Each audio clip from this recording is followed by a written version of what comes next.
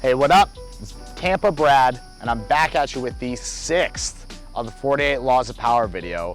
I've been super excited about this one. I've been talking to Apollo about it a lot.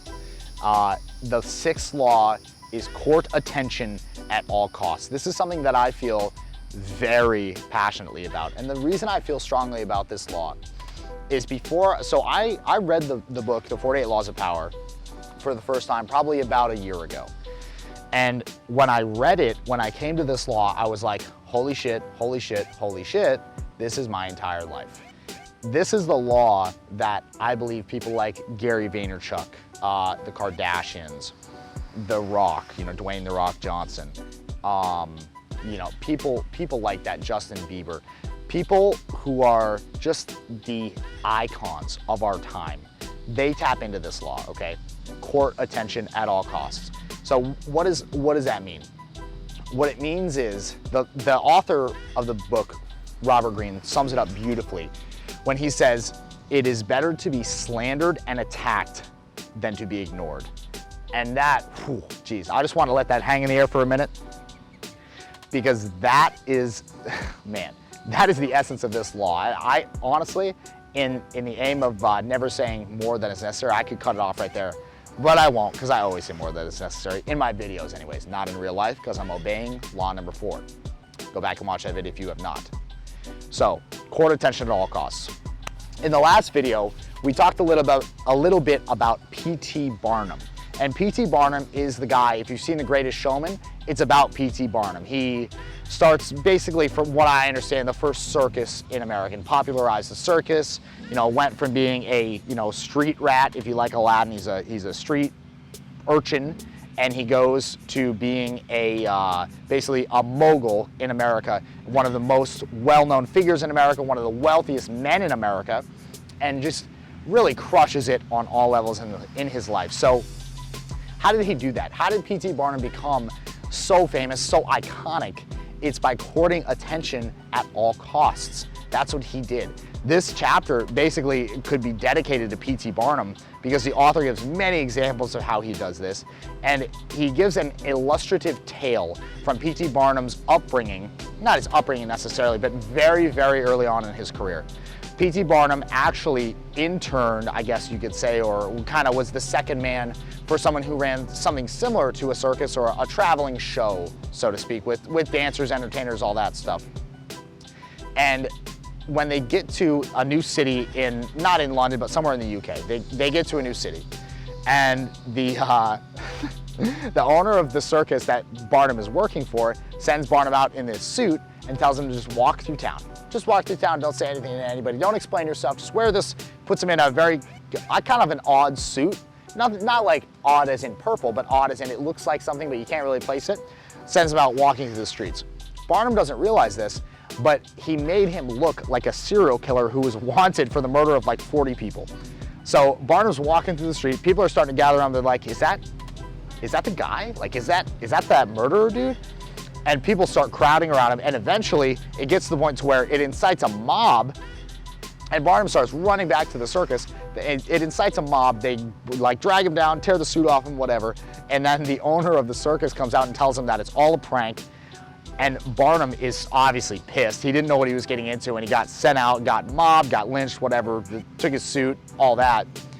And when he gets back to the circus, I wish I could remember the boss's name, but I can't off the top of my head. He explains to Barnum, he's like, why did you do that? And he explains to him, look, the only thing that matters is that they're now talking about the circus. And sure enough, that night, and for the rest of the nights that the circus was in town, they were packed. They sold out their tickets. Attention is an extremely valuable asset. In the words of Gary Vaynerchuk, attention is the most important asset. Where people choose to put their attention determines what they're gonna buy. If someone doesn't see your product, they're sure as hell not gonna buy it. If they don't know it exists, how could they buy it? They can't even make a decision until they exist. So this brings me to, I wanna fast forward with you to current day, to where we have things like fake news, clickbait. Clickbait is one that I feel especially passionate about.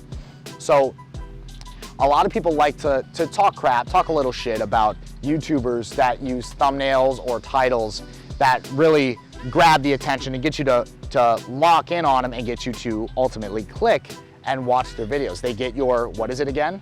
Attention. And when they get your attention, they then have the control over choosing what they do with that attention, okay? So why do people demonize this, and then why am I actually a big fan of this? Well, people demonize this because they're not doers. They're not practitioners. They've never tried to sell anything. If you are I love school teachers. I had some great school teachers, but if you are a school teacher and you've never had to sell a product in your life, you've just showed up, you've had a curriculum that you followed, and you just had students that were just shuttled into your classroom. Obviously you had to deal with the kids, which can be a pain. I know I was a pain, but you've never had to generate leads or generate sales. You don't understand what's involved in that process. And that's most people. Most people have never sold anything in their life. I mean, I know up until about a year ago, I had never, 2 years ago, excuse me, I had never sold anything in my life at all. I literally had to, for me, it was such an extreme learning curve that I had to spend thousands of dollars building literally a coconut oil company online to prove to myself that I could sell something and develop a product and use marketing effectively to actually sell something that someone had never heard of before. And doing that, I'm so glad I did that because it instilled confidence in me on how to do that. But the point being, I couldn't have sold any of that coconut oil unless I got someone's attention first. And so that's what you need to understand here. People knowing who you are, it's not a bad thing. That's like earlier, Apollo and I were sitting in the car talking about the face app thing that makes you look like an old person. Like, I already look like an old person, but makes you look like even more of an old person. Apparently that app has something in the user policy that allows them to send all the photos to Russia, so you can be on a billboard in Moscow, Russia. Something like that. I don't know, some big controversy bullshit. There's always something going on, right? Always something. So right now it's the Face app and it's user privacy data. The Senate's talking about it, blah, blah, blah. If you are put on a billboard in Moscow and then you go to Moscow and you stand next to the billboard, it just doesn't compute to me how that's even a bad thing. I don't understand how someone could misinterpret it as a bad thing. If you actually went to Moscow, you'd probably have people buying you drinks. You'd probably have people buying you dinner. You'd probably get your hotel comped if you just took a picture in front of the billboard or something like that. If you stay in a hotel next to the billboard, it's a good thing because you have people's attention and they know who you are. That is never a bad thing. People are concerned about privacy. People are concerned about privacy because they're ashamed of what they're doing at 11 o'clock, 1:30 at night. And what they're responding to the social conditioning that has been placed upon them. They didn't even choose it. They're responding to social conditioning that's been placed upon them that makes them ashamed of their own biological drives or petty urges.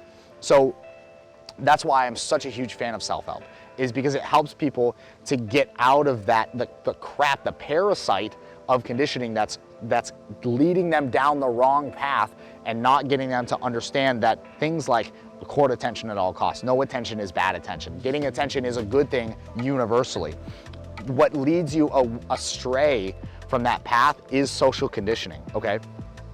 Social conditioning makes you think things like, if people know who I am, they're gonna make fun of me. I'm gonna be publicly ridiculed. My phone's ringing, I gotta put it off to the side, hope it doesn't fall in the water. That you think you're gonna be publicly ridiculed. You think that, people are gonna come and show up at your doorstep, when in reality, even if you have 5 minutes of internet fame, in the big picture, still nobody really even cares who you are. You have to get to such a high level of notoriety to where people start showing up at your door. At that point, you have so much leverage on everyone else in society because you have what? You have attention, which is valuable. You have so much leverage because of the attention you have. You can just hire security, or you can just hire a fan to be your security, something like that. So, courting attention at all costs, the only reason people don't do it, again, is because they have bad self-beliefs that aren't even their own. They didn't even choose them. They're beliefs that someone else installed in their head. They're not even conscious of it. And that's why they don't understand the truth. And it is a truth. It's a law of nature. Whatever people are looking at is inherently valuable, okay? Because you can then do things with that attention. You can sell things, you can drive movements, you can, Nelson Mandela understood this and he ended apartheid in South Africa. So Martin Luther King Jr.